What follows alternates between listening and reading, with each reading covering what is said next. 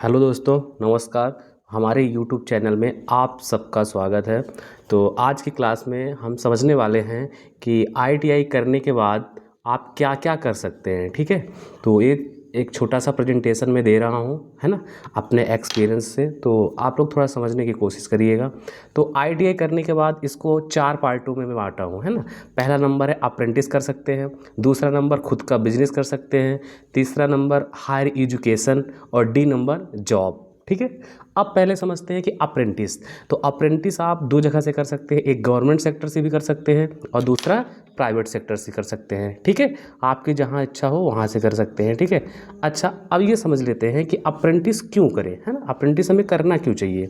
तो अप्रेंटिस करने से रहता क्या है कि जैसे प्रैक्टिकल नॉलेज आपको मिलता है। खैर आईटीआई कॉलेज में भी प्रैक्टिकल सिखाया जाता है ना, लेकिन जो और मतलब कि हाई क्वालिटी की मशीनें हैं उनका एक्सपीरियंस नहीं मिल पाता इन सब चीज़ों को लेके। ठीक है, तो हमें अपने फील्ड में ही अप्रेंटिस करना चाहिए। ठीक है, फिर और क्या प्रॉफिट है, तो काम की कुशलता मिलती है और उसके साथ साथ अनुभव मिलता है।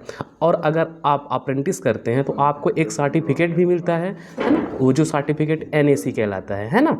तो एनएसी का पूरा नाम क्या होता है, नेशनल अप्रेंटिस सर्टिफिकेट। ठीक है, अच्छा, इसका और क्या गवर्नमेंट फील्ड में भी बेनिफिट रहता है, बिल्कुल, है ना। जैसे गवर्नमेंट में कुछ भर्तियों में कोटा रहता है, जैसे आपका रेलवे हो गया, है ना। इनमें जब वैकेंसियाँ आती हैं तो 20% है ना, कुछ आपके ग्रुप डी में रिलैक्सेशन दिया जाता है। इसके साथ साथ एनसीएल वगैरह में वैकेंसी जो आती हैं आपकी उसमें भी दिया जाता है। ठीक है, और इसके साथ साथ प्रॉफिट ये है कि जैसे ही आप आईटीआई कंप्लीट किए तो आपको स्टाइपेंड, है ना, 8,000 से 9,000 10,000 तक, अब तो खैर 12,000 तक मिलने लगा है। ठीक है, अप्रेंटिस में तो आपको इतने पैसे भी मिलने लगते हैं, है ना। तो ये प्रॉफिट होती है अप्रेंटिस करने से। ठीक है, और ये सब हमारे गवर्नमेंट के हैं। ठीक है, अगर अपन गवर्नमेंट सेक्टर में करते हैं तो ये प्रॉफिट है। अब अगर प्राइवेट से करें तो क्या रहता है, देखिए, प्राइवेट सेक्टर में भी करने से आप अप्रेंटिस आदमी कर सकता है, लेकिन उसमें क्या रहता है कि थोड़ा हार्ड वर्क ज़्यादा रहता है। ठीक है, और हार्ड वर्क के साथ साथ वहाँ अपन एजुकेशन फील्ड से अगर जुड़े हैं, आप किसी भी कंपटीशन की प्रिपरेशन कर रहे हैं तो वो चीज़ नहीं कर पाएंगे। ठीक है, अब अगर गवर्नमेंट सेक्टर से हम कहाँ कहाँ कर सकते हैं, ठीक है, तो हम आपको भी बताते हैं कि गवर्नमेंट सेक्टर में आप कहाँ कहाँ जा सकते हैं। तो जैसे रेलवे हो गया, एनटीपीसी हो गया, ठीक है, और क्या कहते हैं डीआरडीओ हो गया, ओएनजीसी हो गया, भेल हो गया, एनसीएल हो गया। ठीक है, जितनी महारत्न कंपनियां हैं आप वो कराती हैं, वहाँ से कर सकते हैं। ठीक है, लेकिन एक चीज़ का ध्यान रखिए, अगर हम रेलवे से अप्रेंटिस कर रहे हैं तो हमें जो बेनिफिट मिलेगा तो रेलवे ही फील्ड में मिलेगा। ठीक है, अगर हम डीआरडीओ से कर रहे हैं तो वहीं मिलेगा। अगर हम किसी महारत्न कंपनी से कर रहे हैं तो जहाँ से हम कर रहे हैं वहीं से हमें उसका बेनिफिट मिलेगा, है ना, अदर जगह से नहीं मिलेगा। तो इस चीज़ को बिल्कुल ध्यान रखिएगा। और प्राइवेट में हम कहाँ कहाँ से कर सकते हैं, तो प्राइवेट में जैसे आप टाटा पावर हो गया, ठीक है, जिंदल हो गया, है ना, मारुति सुजुकी हो गया, सुजुकी मोटर हो गया, हीरो हो गया, है ना।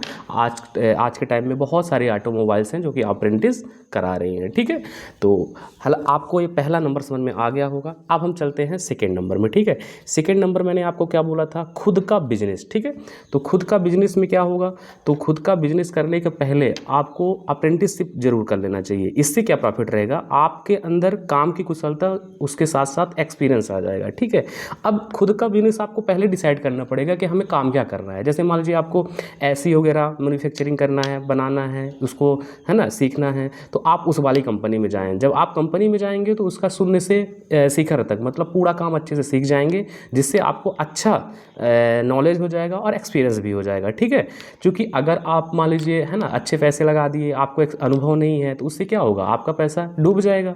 ठीक है ना, और समय भी नुकसान होगा, आपका पैसे भी डूब जाएंगे। तो ये सब चीज़ें रहती हैं। ठीक है ना, अब चलते हैं ऑप्शन नंबर तीसरा जो है ना, हायर एजुकेशन। ठीक है, तो आईटीआई करने के बाद आप दो चीज़ कर सकते हैं, एक सीआईटीएस कर सकते हैं, ठीक है, एक सीआईटीएस कर सकते हैं, दूसरा डिप्लोमा कर सकते हैं, जो कि सीआईटीएस का पहला उसको सीटीआई के नाम से जाना जाता था। ठीक है, अब इसको सीआईटीएस बोलते हैं। ठीक है, और दूसरा होता है डिप्लोमा। तो सीआईटीएस करने से हमें क्या प्रॉफिट रहता है, तो जैसे मान लीजिए कि, है ना, आईटीआई करने के बाद किसी की इच्छा है कि हमें अपने एजुकेशन फील्ड में जाना है ना, टीचर बनना है या इंस्ट्रक्टर बनना है। ठीक है, तो वो सीआईटीएस कर सकते हैं। इसका ड्यूरेशन कितने ईयर्स का होता है, तो ये 1 साल का कोर्स होता है। कितने साल का, 1 साल का कोर्स होता है। ठीक है, अच्छा, इसमें योग्यता क्या मांगी जाती है? तो योग्यता इसमें ITI कंप्लीट वाले कर सकते हैं, डिप्लोमा वाले कर सकते हैं, बीटेक वाले कर सकते हैं, ये सब इनकी योग्यता होती है, ठीक है। और आज के टाइम में कम से कम 34 ट्रेड्स में, है ना, CITS करवाई जा रही है, ठीक है। और इसकी गवर्नमेंट कॉलेजें भी हैं, है ना। और खैर अपने अभी MP को छोड़ के अदर स्टेट में बात करें हम, तो ITI में TO जो होते हैं, ट्रेनिंग ऑफिसर, वो चाहे गवर्नमेंट हो चाहे प्राइवेट, है ना, दोनों में अलाउ कर दिया है कि जो आपका CITS कंप्लीट ही रहना चाहिए, ठीक है। तो आने वाले फ्यूचर में सही ही रहेगा। तो इसलिए अगर आप CITS करना चाहते हैं तो जल्द से जल्द कर लें, क्योंकि एक लिमिटेड कॉलेज भी है यहाँ, है ना, तो आपको दिक्कत जाएंगे, ठीक है। अब बात करते हैं डिप्लोमा की, ठीक है। तो डिप्लोमा में क्या होता है आपका? तो डिप्लोमा से जैसे मान लीजिए हमें JEE वगैरह बनना है। अब JEE आपका जैसे आपकी की स्टेट में भी वैकेंसियाँ आती हैं, है ना, जूनियर इंजीनियर की। इसके साथ साथ आपकी रेलवे में JEE की वैकेंसियाँ आती हैं, ठीक है। तो अगर आपको और हाई जॉब करनी है तब आप JEE बन सकते हैं, JEE के लिए प्रिपरेशन कर सकते हैं, ठीक है। ये ड्यूरेशन कितनी ईयर्स का होता है? तो 3 वर्ष का होता है, ठीक है। अब अगर हम बात करें ITI के बाद, तो ITI के बाद ये 2 साल का कोर्स होता है। कितने साल का होता है? 2 साल का, ठीक है। तो ये आपका क्या होता है? डिप्लोमा, ठीक है। अब डिप्लोमा के बाद अगला नंबर अगर हम देखें तो कौन सा होता है आपका? जॉब, ठीक है। अब जॉब के भी कितने पार्ट में डिवाइड कर दिया हूँ? 2, एक गवर्नमेंट सेक्टर, ठीक है, एक आपका कौन सा है? गवर्नमेंट सेक्टर, और दूसरा कौन सा है? प्राइवेट सेक्टर, ठीक है। अच्छा, इन दोनों में डिफरेंट क्या है? तो ये तो आपको अच्छी तरीके से मालूम होगा कि अगर गवर्नमेंट सेक्टर में थोड़ा 2 से 3 साल हम मेहनत कर लिए तो हमारी लाइफ क्या रहती है? सिक्योर रहती है। लेकिन अगर प्राइवेट सेक्टर की बात करें तो अगर आप 10 साल से 15 साल भी किसी प्लांट या कंपनी में काम कर लिए हैं, और अभी आप 3 से 4 साल पहले देखे हैं कि जब कोविड आया था तो कोविड के टाइम पे कितनी बेरोजगारी हो गई थी, ठीक है ना, अच्छे अच्छे लोगों की जॉब छूट गई थी, ठीक है। और आपको अच्छी तरह से ही मालूम है कि अगर गवर्नमेंट में थोड़ा हम मेहनत कर गए, अगर हमें टाइम मिला है घर से पढ़ने के लिए, तो थोड़ा सा अगर मेहनत कर लिए तो हमारी जॉब क्या हो जाती है? सिक्योर। और अगर आपकी जॉब सिक्योर हो गई तो आपके साथ साथ घर की जो फैमिली है वो भी सिक्योर है, ठीक है। तो इसलिए अगर आपको घर से मौका मिल रहा है तो मैं तो यही सजेस्ट करूँगा कि आप अच्छे से 2 से 3 साल मेहनत कर लें, ठीक है। अब बात करते हैं गवर्नमेंट सेक्टर में आप कहाँ कहाँ जा सकते हैं ITI से, ठीक है। तो सबसे पहले सेंट्रल गवर्नमेंट की बात करते हैं, ठीक है। गवर्नमेंट में भी 2 फील्ड होते हैं, एक सेंट्रल गवर्नमेंट, दूसरा स्टेट गवर्नमेंट। तो सेंट्रल गवर्नमेंट में सबसे ज़्यादा वैकेंसी आती है आपकी रेलवे में। रेलवे में सबसे पहले आती है ALP, जिसको बोलते हैं असिस्टेंट लोको पायलट, जिसका क्वालिफिकेशन 10th प्लस ITI, है ना। और फिर ये क्या कहते हैं, डिप्लोमा वगैरह मांगा जाता है, तो ITI आपकी कंपलसरी ही रहती है ना। इसके बाद टेक्नीशियन की भी वैकेंसी आती है। इसके साथ साथ आप ग्रुप D में भी कर सकते हैं। खैर ग्रुप D का जो है तो ये आपके कोर्ट में भी जा चुका है इसका मैटर। अगर इसमें ITI कंपलसरी कर दिया तो आप लोगों की बहुत बड़ी मात्रा में वैकेंसी आएगी, ठीक है ना, और बहुत ही अपॉर्चुनिटी मिलेगी यहाँ पर अप्रेंटिस करने वालों को भी, ठीक है। तो आप लोग अच्छी तैयारी करिए, है ना, मौके बहुत हैं। और इसके साथ साथ आप सेंट्रल लेवल में जैसे जितनी हमारी महारत्न कंपनियाँ हैं वहाँ जा सकते हैं, ठीक है। बट वहाँ 2 एग्जाम होता है, एक CBT एग्जाम और एक स्किल टेस्ट, ठीक है। ये कैसे होता है स्किल टेस्ट? तो इसके लिए हम एक वीडियो अभी लाने वाले हैं, ठीक है। हमारे सर हैं अभी धीरेन्द्र सर, वो 2-3 है ना CBT एग्जाम क्वालिफाइड किए हैं और स्किल टेस्ट तक भी गए हैं, ठीक है। थोड़ा मेरिट में नाम नहीं आ पाया था, तो हम आपको बहुत ही अच्छे तरीके से वीडियो के माध्यम से प्रोवाइड कराऊंगा कि कैसे CBT एग्जाम पे आपको क्वालिफाइड करना होता है, कैसे स्किल टेस्ट होता है, ठीक है। इसके लिए एक प्रॉपर वीडियो लाऊंगा, ठीक है। और इसके साथ साथ भेल हो गया, इसरो हो गया, ये सब हमारे सेंट्रल लेवल की जॉब होती है, ठीक है।